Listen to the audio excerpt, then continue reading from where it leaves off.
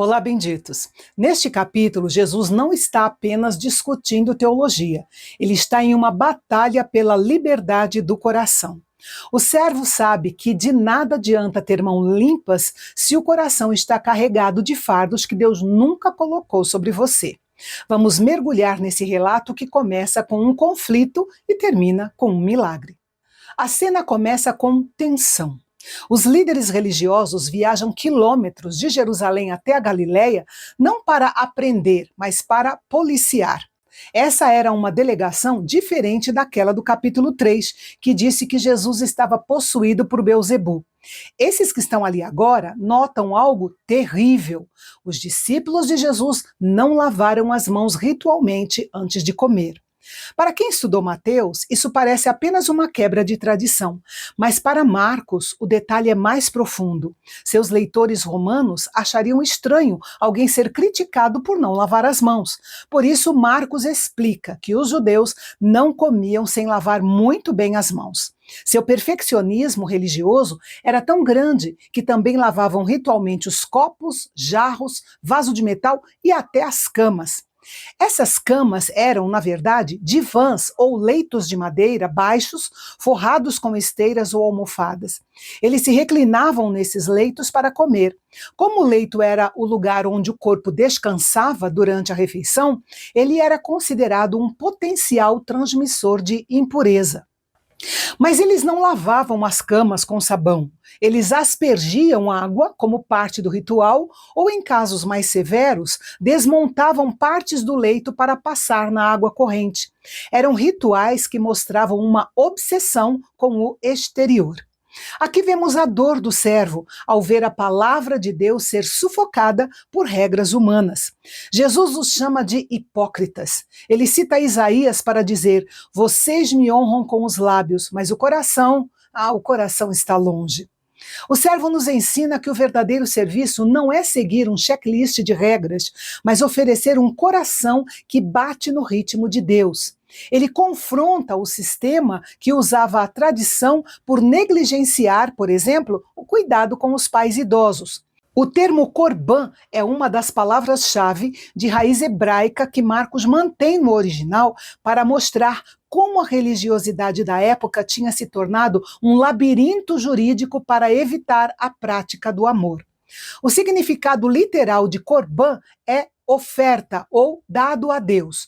Originalmente era algo positivo, um presente ou sacrifício dedicado exclusivamente ao templo. Uma vez que algo era declarado corban, ele pertencia a Deus e não podia ser usado para mais nada. O problema que Jesus denuncia no versículo 11 era o seguinte: por exemplo, um filho tinha o dinheiro ou bens, mas se não queria gastar esse dinheiro com os pais idosos, ele declarava: é corban. Ou seja, sinto muito, pai e mãe, mas eu não posso ajudar vocês porque eu já prometi esse dinheiro para o templo ou para Deus. O pior é que muitas vezes a pessoa nem entregava o dinheiro ao templo imediatamente. Ela apenas o declarava reservado, impedindo que fosse usado para o sustento da família. E isso deixa Jesus indignado, pois ele defende de maneira veemente que a vida está acima do ritual e da religiosidade. Jesus faz algo revolucionário. Ele chama a multidão e diz: escutem, nada que vem de fora pode tornar alguém impuro. Isso deve ter caído como uma bomba sobre todos. Os discípulos, criados na lei dietética de animais puros e impuros, devem ter ficado em choque. E lembrem-se que Marcos provavelmente ouviu esse relato de Pedro, que estava lá quando Jesus disse isso.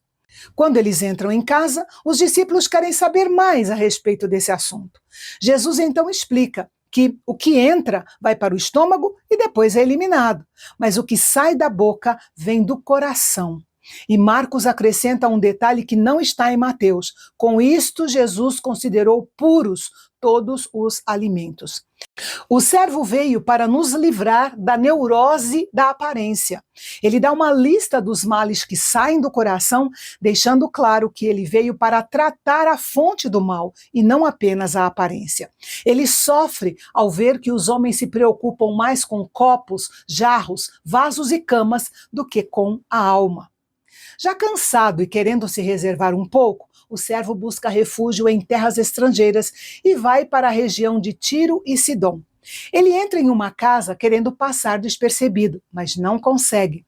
Uma mulher grega, cirofenícia, se aproxima e ajoelha aos seus pés. Quando Marcos diz que ela era grega, no original grego Helenes, ele não está falando necessariamente da nacionalidade dela, mas da sua língua e da sua cultura. Para os judeus da época, grego era sinônimo de gentio ou não judeu. Aquela mulher falava grego e vivia o estilo de vida das cidades influenciadas pela Grécia.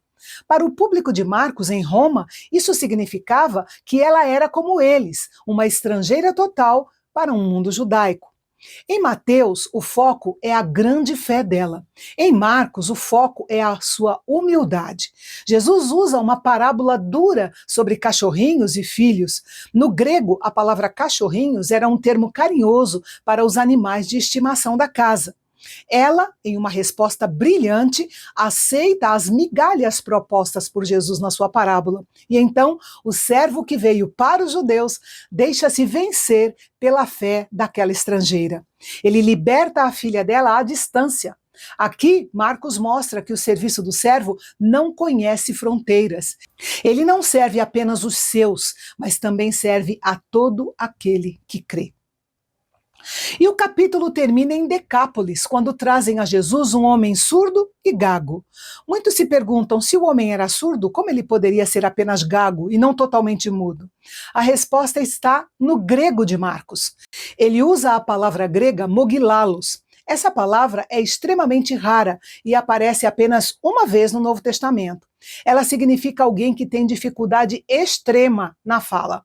Ao usar uma palavra extremamente rara para descrever o defeito de fala do homem, é quase certo que Marcos faz uma alusão às palavras do profeta Isaías, que celebra a Deus como aquele que vem para destapar os ouvidos dos surdos e dar cânticos ao homem mudo. No processo de cura daquele homem, Marcos nos dá o detalhe mais emocionante do servo. Ele o leva para longe da multidão e não faz daquilo um espetáculo. Ele toca os ouvidos do homem, cospe e aplica saliva na língua dele. E então Jesus olha para o céu e suspira profundamente. Seu suspiro era um gemido interior, a resposta compassiva do nosso Senhor à dor e ao sofrimento que o pecado trouxe ao mundo. Em seguida ele diz, Efatá, que significa abre-te.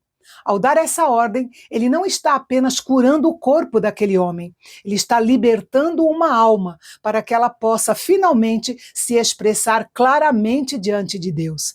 Imediatamente, o homem ouve e fala.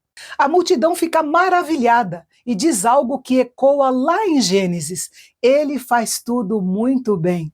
O servo restaura a criação. Ele abre ouvidos para que possamos ouvir a voz do Pai e solta línguas para que possamos proclamar a sua graça. Veja bem, o servo que confrontou os fariseus é o mesmo que suspirou pelo surdo. Ele quer tocar sua dor, entrar na sua casa e dizer Efatá, para as áreas da sua vida que estão fechadas. Que neste dia você não busque apenas mãos e vasilhas limpas, mas um coração sincero e aberto ao toque do servo. E no próximo encontro, o servo enfrentará um novo desafio, a fome de uma multidão e a cegueira de quem deveria enxergar. Veremos Jesus testando os limites da fé dos seus discípulos e fazendo a pergunta que mudará a história para sempre. Prepare o seu coração, porque o servo sofredor está prestes a revelar o custo real da sua missão. Nos vemos no capítulo 8, aqui no canal Bendito, o nosso canal de Fala Fácil. Até lá!